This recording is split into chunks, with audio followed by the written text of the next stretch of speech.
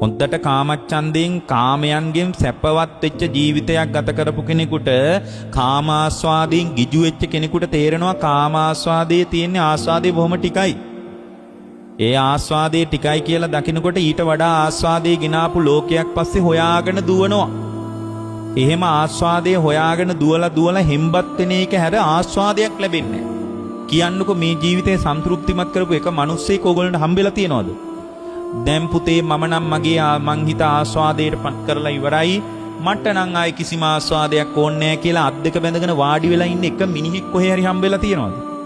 හැමෝම පින්වත්නි අරමුණු හරහා ආස්වාදයක් හොයන වැඩේනේ එකතු වෙලා ඉන්නේ. හැම වයසක මිනිස්සෙක්ම ආස්වාදයක් හොයනවා. හැම උගතෙක්ම ආස්වාදයක් හොයනවා. හැම බුද්ධිමතෙක්ම ආස්වාදයක් හොයනවා. ඉගෙනගත්ත මිනිහෙකුත් ආස්වාදයේ හොයන එක නවත්තන්නේ මේ කාම ලෝකේ ඉපදිච්ච හැම මිනිහෙක්ම ආස්වාදයේ පස්සේ දුවගෙන යනවා. පින්වත්නි ආස්වාදයේ ඈතින් පේනවා සම්තෘප්තිමත් වෙලා ඉවර වෙන්නේ මිරිගුව වගේ ඈතින් වතුර තියනවා වගේ පේනවා. එතනට දිව්වහම වතුර නැහැ. ආයෙත් ඈතින් තියනවා වගේ පෙන්නනවා. මේ සිත ඕක තමයි අපි කරපු අමාරුවේ වට්ටපු තැන. මිරිගුවක් පස්සේ දුවන අහිංසක සතෙක් වගේ ආස්වාදයේ පස්සේ අපි දුවගෙන යනවා.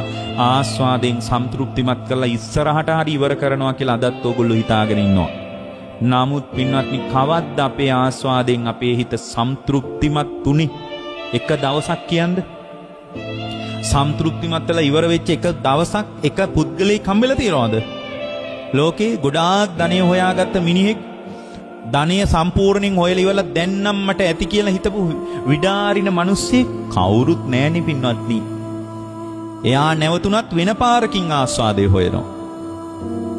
එහෙනම් මතක තියාගන්න මේ කාම ලෝකේ ඉපදිච්ච හැම මිනිහෙක්ම ආස්වාදේ පස්සේ දුවනවා. නමුත් කිසි මිනිහෙක් ආස්වාදයෙන් සම්තෘප්තිමත් කරලා නෙමෙයි පින්වත්නි ජීවිතයත් හරින්නේ. සම්තෘප්තිමත් කොට ජීවිතේ නිමා කරන්න බැරි වෙච්ච මිනිහෙකුට මරණය කියන්නේ පින්වත්නි විඩාබර පීඩාකාරී අතිශයින්ම සුන්දර අත්දැකීමක්. අතිශයින්ම සුන්දර අත්දැකීමක්. හැබැයි ඕගොල්ලෝ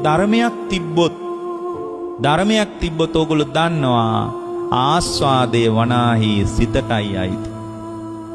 ආස්වාදයේ එළිය ලෝකෙට අයිති නෑ. ආස්වාදයේ ලෝකේ එව්වට වැඩක් නෑ. ධර්මයක් තිබ්බොත් විතරයි ඔය රහස